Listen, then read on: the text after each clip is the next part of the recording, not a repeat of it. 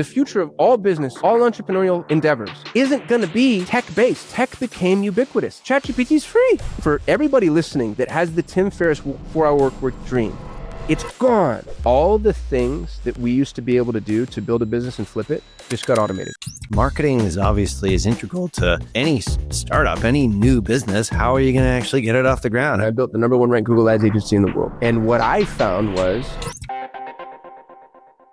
Hello and welcome to the Perpetual Traffic Podcast. This is your host, Ralph Burns, founder and CEO of Tier 11, alongside my amazing co-host, Lauren E. Petrullo, founder of Mongoose Media. Yeah, they were going to say two. She hesitated there. Because I didn't know. She hesitated there. I did. I know. Well, you're the now co-host. Let me make sure you understand this. So you're the present co-host, the old, as in a previous, not old, because he's still previous co-host of Perpetual Traffic is on today's show. That's how this works. So, ladies and gentlemen, Kasim lovers from all around the world, Kasim is back on Perpetual Traffic.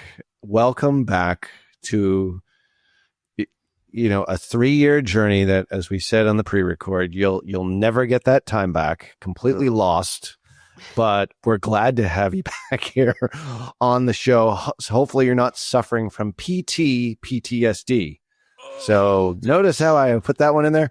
So anyway, jokes. Welcome back, Kasim Aslam. I'm so glad to be here. I love you both, and I'm excited to chat today. Hello, listeners. Hello. They're going to be like, what? Am I listening to an old episode? What's going on here? So you guys were both, it's kind of cool because this is sort of a full circle moment for me because you're coming back on, Kasim, as a former co-host. Lauren is now the co-host, but you both started as guests. And so you're really kind of coming back on as a guest. So it's a very weird kind of amalgamation of all kinds of different titles and retitles. I guess I'm the only constant with this whole thing, whether or not that's a good thing or a bad thing.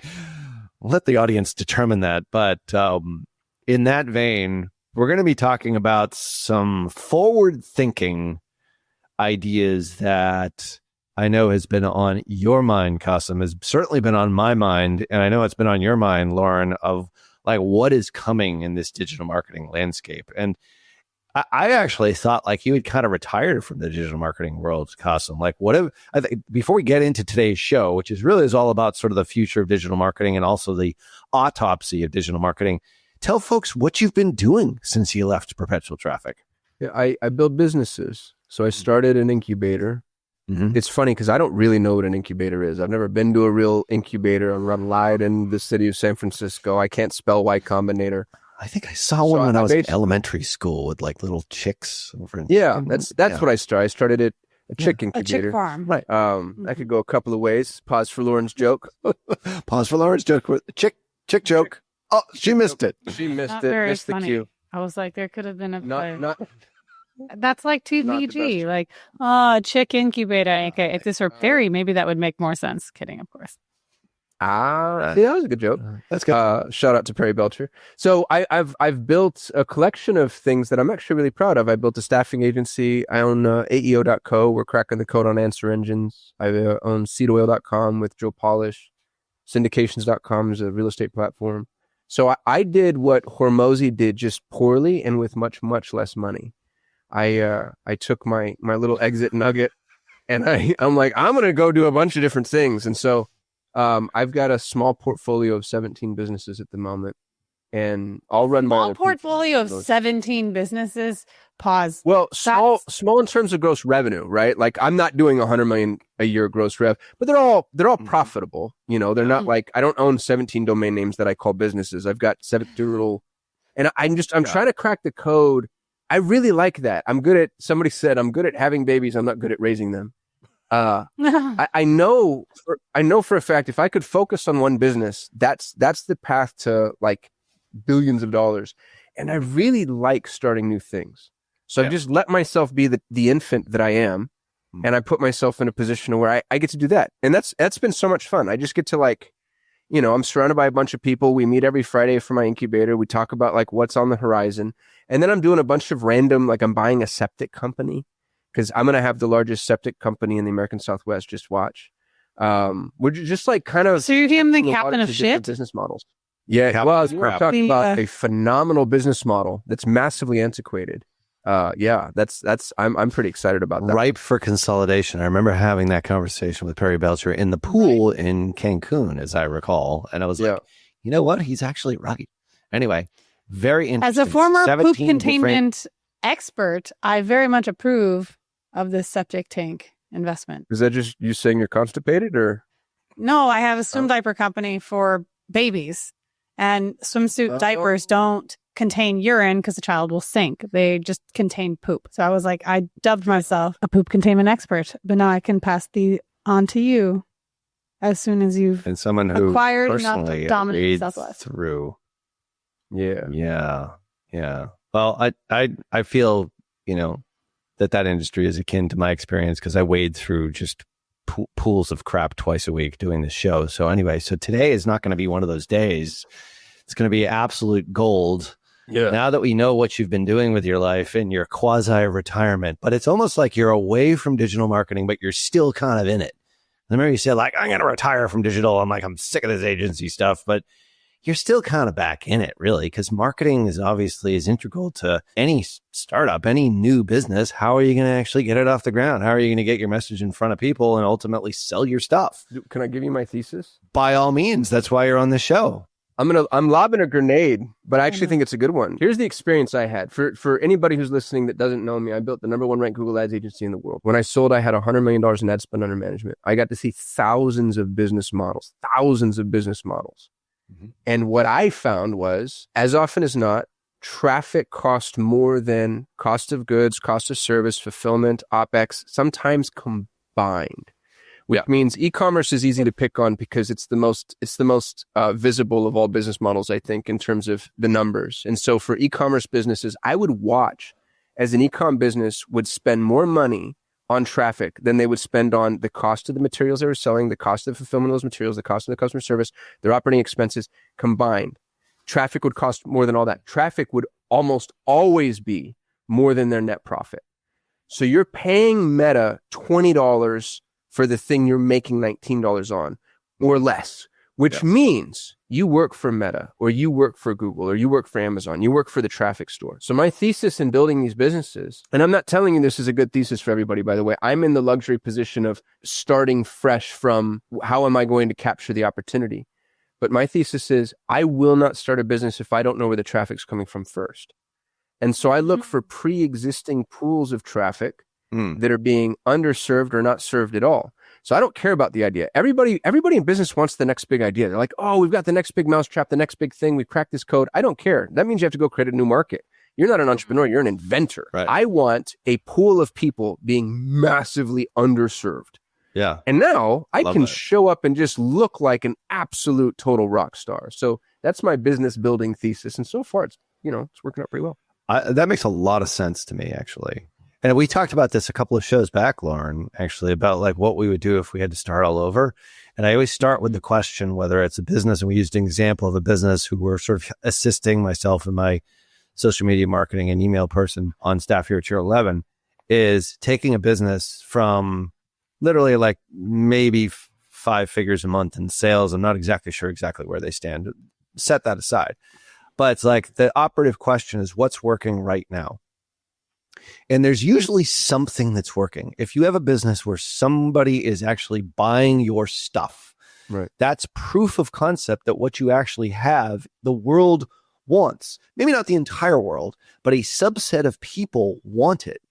And I find the most logical and quite honestly, simple and simplistic question is, what are you doing right now? And if we can figure that out, there's usually something. And it's like, just do more of that. Yeah. And most business owners don't do that. And I don't know why. And we've used lots of examples of how we've been able to do that here on the show. But your thesis, I think, is very much in alignment with like path of least resistance. Hey, if YouTube ads are working for you right now, hey, you have an influencer who was doing something for you and you made 15 sales. You're like, why are you not doing that anymore? Like, oh, no, I'm over on my social media now because that's important. And somebody said that TikTok was important and now I have to figure out meta ads. I'm like, wait a second. You've got this thing over here that actually worked. Why don't you just go do more of that? Double down on that thing. People don't want that because they want the shiny object. They want the new thing. They want, oh my God, I heard on Perpetual Traffic, AI is now the thing. I need to bring in ChatGPT. I need to build a chatbot. But no, you have this one thing that's working, that's driving a modicum of business that if you leverage it, you can then turn it into a larger business, which means increased influence and hopefully scale. Same general theory or different? Yeah. What are your... Dude, here's what I think people, just to, first of all, I double click on everything you just said. I absolutely agree.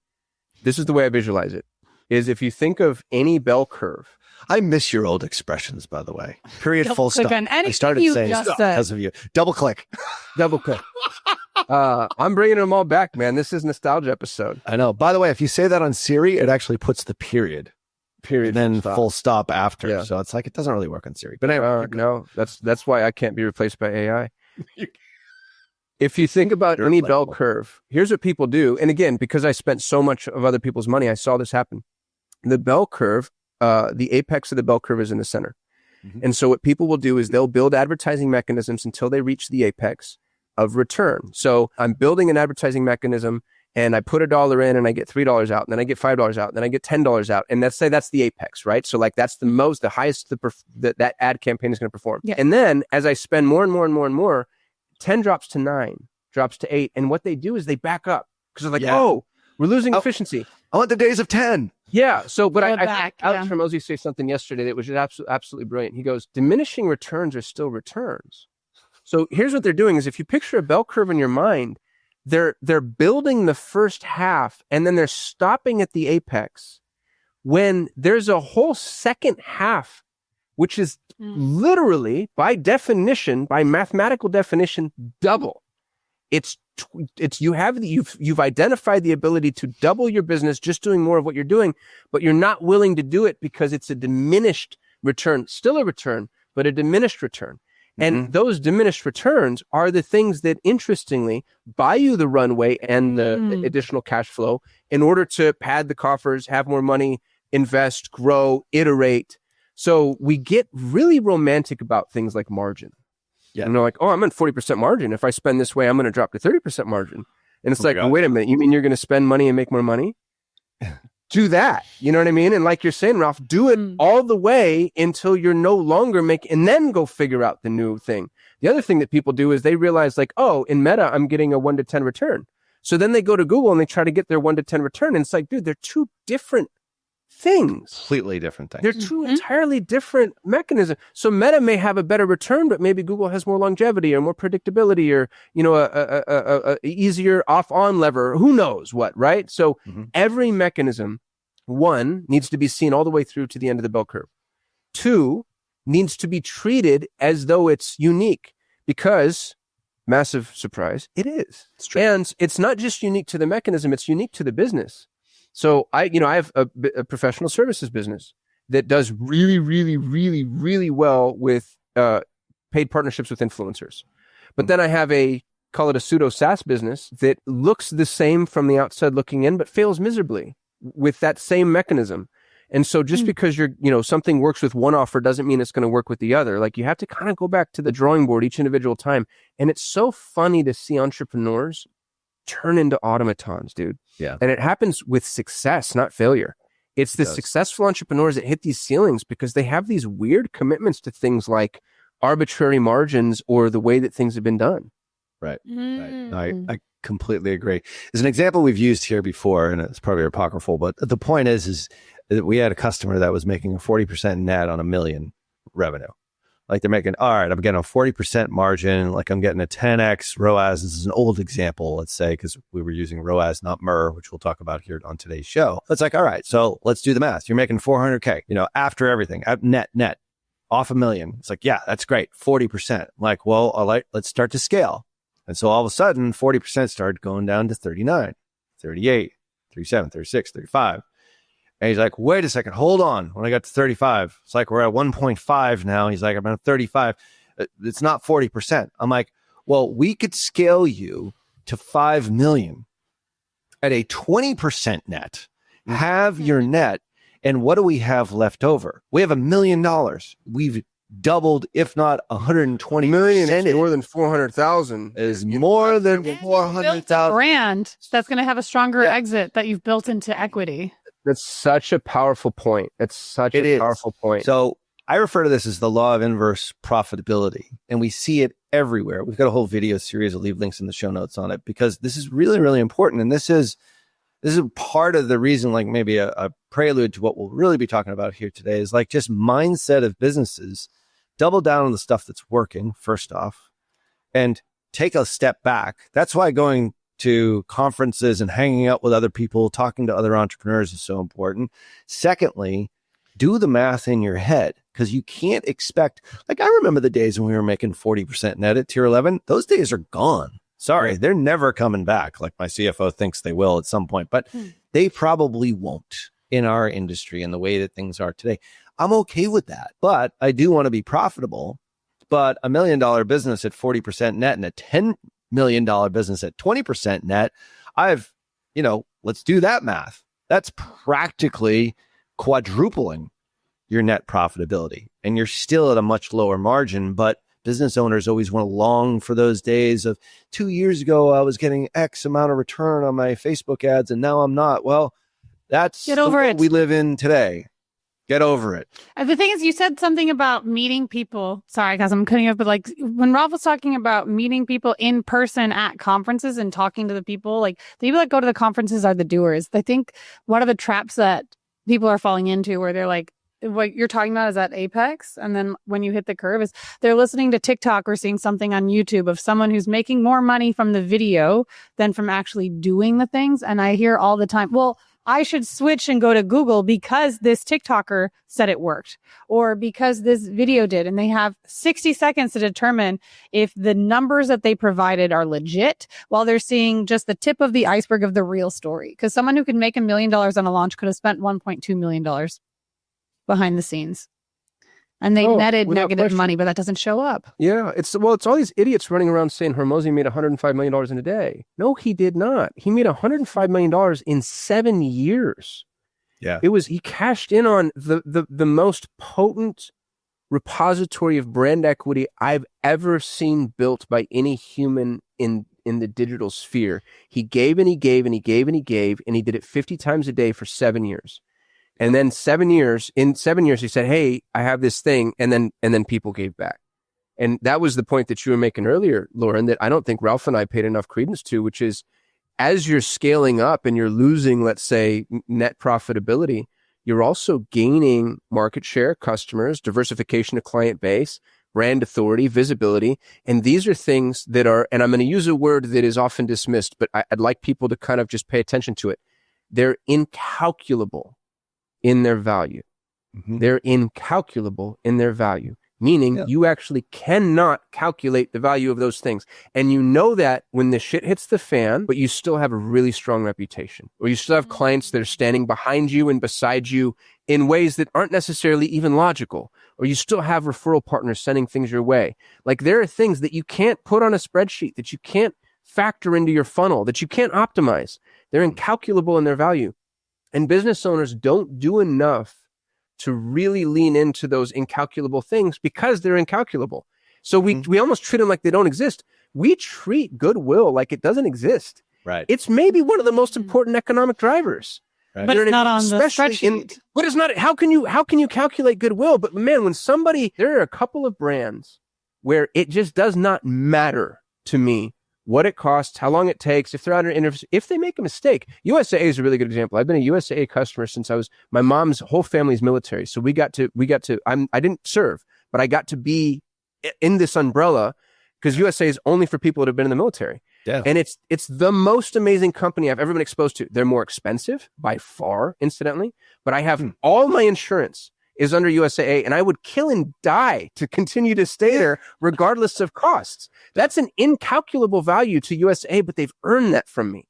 And I just don't feel like I don't know why that conversation isn't had more. Like there's ways to build businesses and brands that just aren't as sterile, and that really creates something impossible to fight against. Do you think it's possible that people, because we have like these legacy brands, so USA has been around for decades, and we think of like the JP Morgan banks and like all of these like generational companies where I feel like in the last 20 years, it's how might we build a company, flip it and sell it? Like in this like flip model, it's just such a low commitment to the long-term value of a company. And at least in the US, we don't have this whole bid to pass on our companies to our children.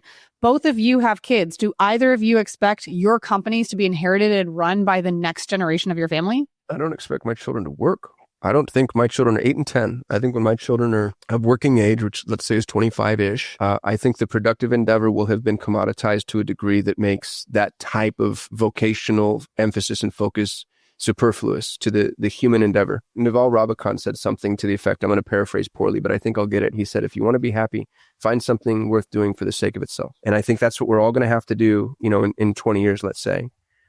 But you also, another really good point, this flip mentality we've gotten into, which I'm guilty of and maybe a proponent of, and maybe in a small way helped to proliferate. All the things that we used to be able to do to build a business and flip it just got automated. All of the surface level bullshit, all of the, I'm going to spin up a landing page, automated. I'm going to spin up some ads, automated. I'm going to spin up a funnel. I'm going to spin up automation. I'm going to spin up email nurture. All of that is automated.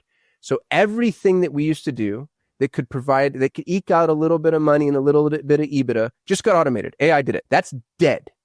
That's the autopsy. It's dead.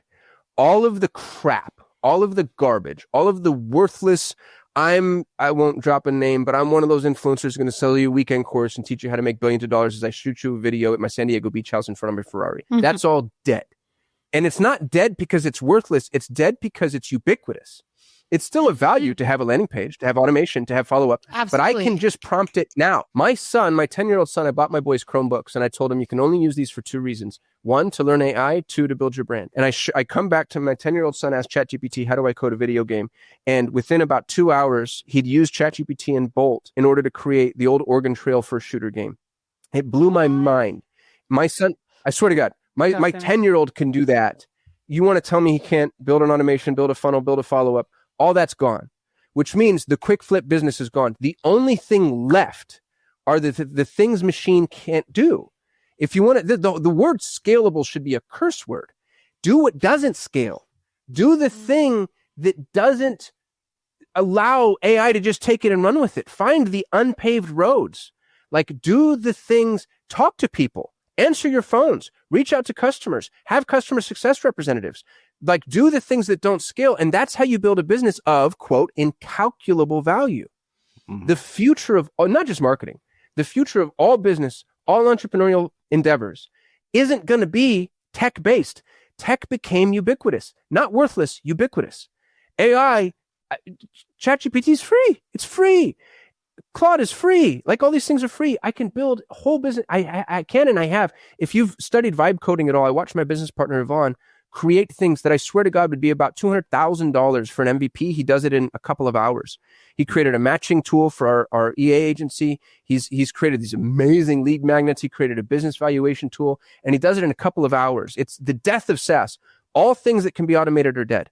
That doesn't mean that the productive endeavor is dead. It means that you have to find the things that aren't automatable, but it's the incalculable value, right? It's like building brand loyalty and loving on people and trying to find a way to come to customers and let them know, like, hey, and honestly, and Ralph, I'll pander here a little bit.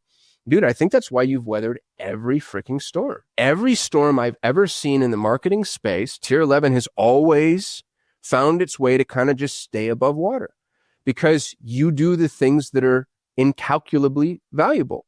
People always have a human being to talk to. You're not going to like try to put them behind a dashboard. You're always actually investing in the education necessary. You invest in the infrastructure. You train your people. I know how much money you spend on continuing education. Like, those things, that's incalculable, the value. But it's important. It's critical. And so for everybody listening that has the Tim Ferriss 4-hour work week dream, it's gone. It's gone. Maybe there's a couple of years of arbitrage, but stop that. Everything from here on out, I'll tell you what it's going to look and smell like. It's going to look and smell a lot like really hard work. Yeah.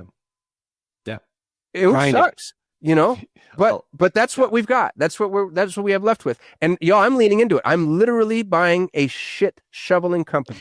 the thing I'm most excited about is shoveling human feces around the city of Phoenix and then the greater Southwest.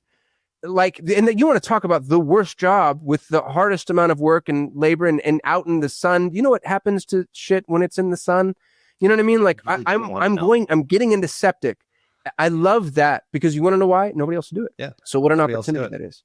So funny. So we were talking yesterday, actually 2 days ago. We have this new, I'll paraphrase a lot of this, but basically not getting into all the details, but this new process that we want for outreach, which is something that's very, very challenging to do. There's no real way of automating it. There's a lot of automation tools. Everyone wants to automate it because it's a lot of gritty work. It's a lot of like handcrafting, as Brian Chesney once said when he started Airbnb. The point is like, and then we have our consultant, which consults us on this. And I said, all this is just so hard.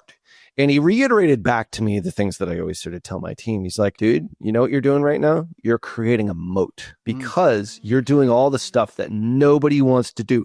You're shoveling the shit that no one else wants to shovel. And if you can figure that out in your business, it's like you've got an insanely competitive advantage. And then you handcraft everything, you know, one shovel at a time, right? Document the process. And then maybe if you're lucky, figure out a way to automate it, but you probably still won't because there's always going to be that human element in there because it's, in our case, it's a lot of personalization. It's a lot of outreach, a lot of face-to-face. It's interactions between, like, not a bot, between two humans. Mm-hmm. And that's really where business is. I think the competitive advantage in business still is, yes, we're using all the other tools. Of course we are. But it's all that stuff that no one else wants to do. If you can figure that out in your business, it's going to suck right now, but it'll give you an amazing competitive advantage later. And it was just one more lesson. It was like I was hearing my own words coming back to me in a strange sort of way. I'm like, you know what? You're right. And so then I relay that to my team and they're all frustrated because they have to do all this handcrafted, manual stuff.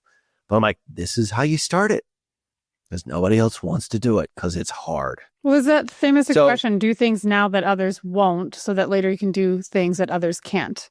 Like that's always been true. And I would say it's arguably more true. Like I remember flying to San Diego and the woman next to me quit her job as a nurse. She was an emergency room nurse making 6 figures a year. And she was just like, I'm tired. I don't want this job anymore. And she's getting to the real estate industry because she's like, I can travel the way I want to. I can live the lifestyle I see others doing on Instagram. In my head, I was like, I think real estate agents work harder than anyone. They're always on call. But it's this shift of people leaving jobs with like healthcare and in a space where some jobs don't exist anymore. And it's like, because I deserve or I feel entitled to an easier life. So I think right now you are both absolutely true that anyone that's willing to put in the hard work, that's willing to see the diminishing returns. I mean, I'm with Dice right now and he was talking at Founders Board how like the current status is that people aren't obsessing about growth. You said scaling should be a curse word. It should be a bad word in the sense of like, you're just trying to survive. If you're breaking even, you're still at a chance where you've built a company, you've got people that are employed, you're maintaining, and like you said, they're incalculable costs that you can maybe return. You say they're incalculable now, but in 5-10 years or whenever you want to actually sell or pass this on, there's going to be some investment individual who's going to put a calculative cost on that. Yeah, Hormozy is a great example of that. Like all you have to look, because people that watch this and listen to this show are probably Hormozy fans to a certain degree, and we talk about him a fair amount because it's a great proxy. But it's like he built up all that incalculable goodwill, which then he cashed in on. And well, he's cashed in on it a couple of times. He still has the goodwill. He still has the goodwill. You get to a point, Apple got here many times over. Tesla had a chance at it, I think, but you get to a point to where you're almost your own, I'm going to stretch this analogy so hard, I'm sorry, but you're almost your own Federal Reserve. You get to print more money now.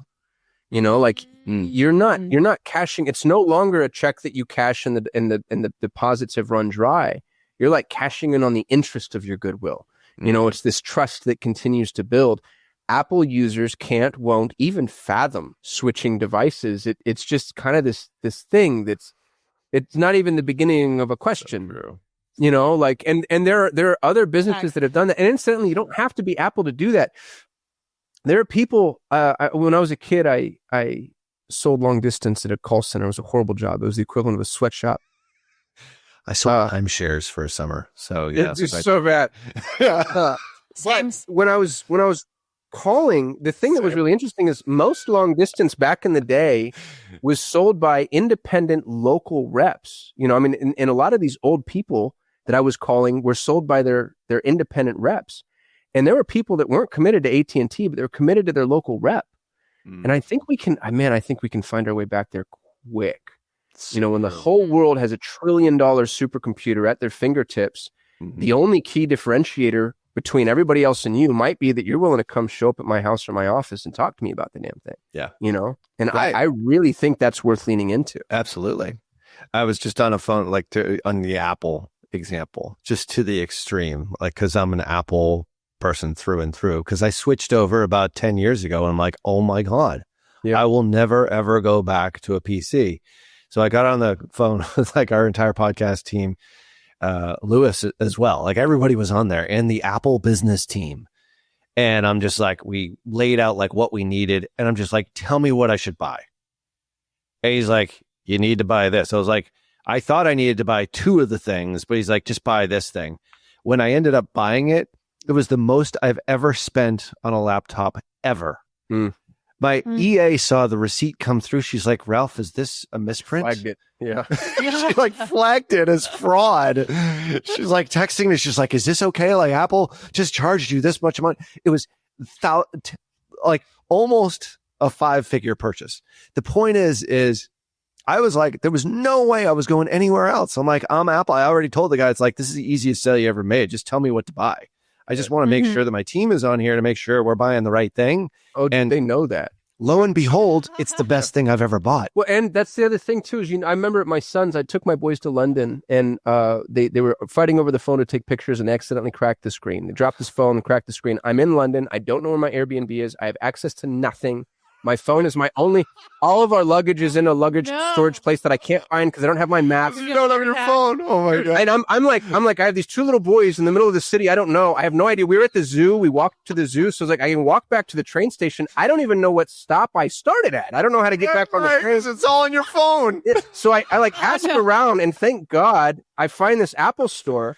And I walk in, and at first I thought I needed to buy a new phone, so I bought a phone, and then they're like, no, we can fix your phone. And then they fixed my phone, and then they refunded the phone I bought without any questions. And they paid for the screen because I had some care I forgot I paid for. And it all happened in like, I don't know, dude, 90 minutes? Like me and my kids went and got, you know, crumpets and tea, and then we came back, and it was done, and I was refunded, and they were so kind and helpful. And it was like they just earned this place by doing these things that are incalculable in their value. Like that was never go anywhere else. They didn't make a pound off of you, but all of that work was done back so that you're now sharing that story in perpetuity. And I think a lot of that's like we don't do anymore.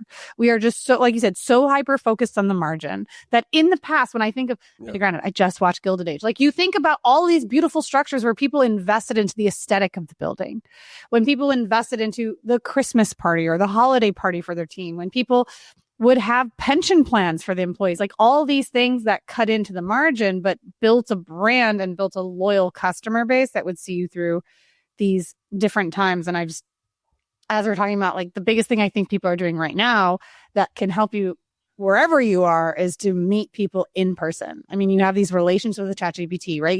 People are using ChatGPT for therapy and relationship stuff, but you can't replay relationships in person. Highest use, incidentally. Exactly. It was a Harvard Business Review article. The second highest use of ChatGPT is therapeutic, is companionship. I think the first one was fact-checking Kasim Aslam. No? How to pronounce? That's so funny. Yeah. ChatGPT says it's Kasim, by the way. Just telling you. I know. I don't know if we gave a tactical hack here by any stretch, but I believe you are holding a conference where this discussion will be delved into deeper. And I hate when people say, well, those are soft concepts. Ralph, because, you guys need to do more tactics. We do plenty of tactics on this show, bucko. All right. The point is like this. I'm just saying bucko just in general because I don't know. I'm talking to somebody older. You're from because I'm getting older. Yeah, because Bucko. I'm from Boston. Let me tell you that, pal. This is how it fucking works, dude. You're doing a conference somewhere, sometime. Me and Lauren are going to be there on a round table, and I think it's pretty high value. If that's not enough, so Ralph and Lauren will be there. I don't know what is, and you're going to be there. You don't want to come hang out with all three of us? All three, the band. That's right. Back together. Pictures of all three of us. We'll have a special surprise. You got to get a selfie with me, Lauren, and Ralph, the Perpetual Traffic trio. All right. Mm-hmm. Okay. So we'll throw throw that Easter egg hunt. We'll throw that Easter egg. Is there really going to be an Easter egg hunt? That wouldn't surprise me, actually. That's where the Easter eggs. That's it. Yeah, but we'll be in the VIP We're the booth. Easter For anyone that is VIP, you have your highest likelihood of running into us. The last time all three of us were together was at a conference that no longer exists. And so now we get to reunite in the conference that is replacing Traffic Conversions, 10X, Funnel Hacking Live, and I'm sure a whole dozen others that people used to go to that no longer do because they're not investing in goodwill. Like those no longer do.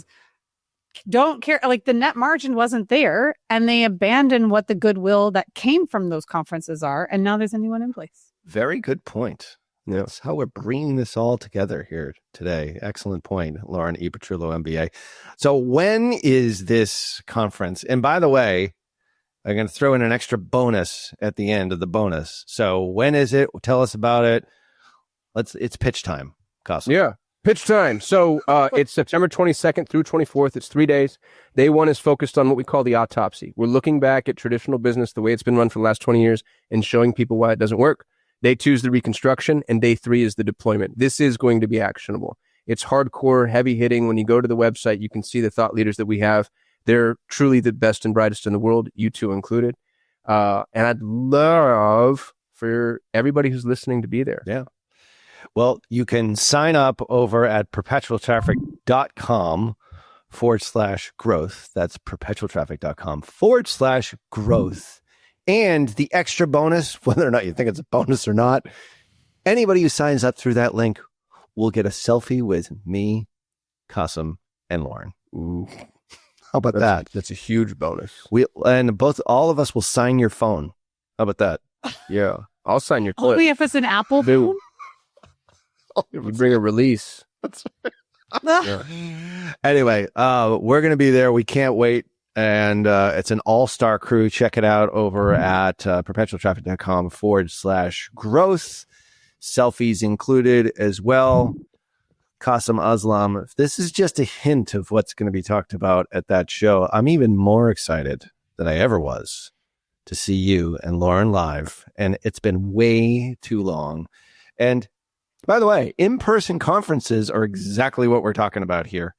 Like, that's really where a lot of this stuff happens. The best ideas, the best relationships, the best business deals I've ever made are in person and usually at events. Same. So 100%. Same, I think, with all of you guys. So we're huge believers in it. Well, I'm like legit excited about this conference because if we weren't having the opportunity to speak, like I wanted to go because the people I know that are attending, people I know who bought tickets and people I know that are speaking, the people you sit next to at the events, like you're talking about some of the greatest deals, like there is even so much value that even if you don't know some of the speakers or you do know all the speakers are doers, but the people sitting next to you are also doers. So you end up learning more, not just from what you're hearing on stage, but what you're learning from other people that are sitting next to you. So like I legit was ready to buy this ticket and I was like, I want to be at this conference because the people I know that are attending are the actual doers. And it's not, forgive me to anyone who's listening that falls into this category. A lot of times I see the same speakers at conferences that are speaking on the same subject that I've already seen for the last 3-4 years at other conferences. But at the same time, those other conferences no longer exist. So like in all like full transparency, shill or whatever, what's that word you use? Like I'm actually interested in this conference. It's in San Diego. So it's a really nice place to be, period, full stop. So like I'm actually excited, Kasim, that you guys have put this together. Not stop. I appreciate you, Lauren Petrullo. Thanks for having me on. I'll see y'all at Growth Hacking. I'm so excited. Yeah. perpetualtraffic.com/growth. Make sure that you go over there, sign up. Can't wait to see you in September. So Kasim Aslam, dude, it's been an honor and a privilege to have you back on. Stop it. I've noticed you have more books in your background, by the way. We'll have to talk 3,000 books in his home. 3,000 books and a new blue shirt. So he's going away from the black shirt. You just got to go to see like what you're going to wear. Yeah. And I can't wait to see that. Like you have a stylist. You have a $20 stylist now. It's like, man, you're splurging, living large. Wherever you listen to podcasts, make sure that you do leave us a rating and review. We get this show out to more folks like yourself and learn how to do this shit the right way. So on behalf of my amazing co-host, Lauren E. Petrullo. Ciao. Peace. Till next show. See ya.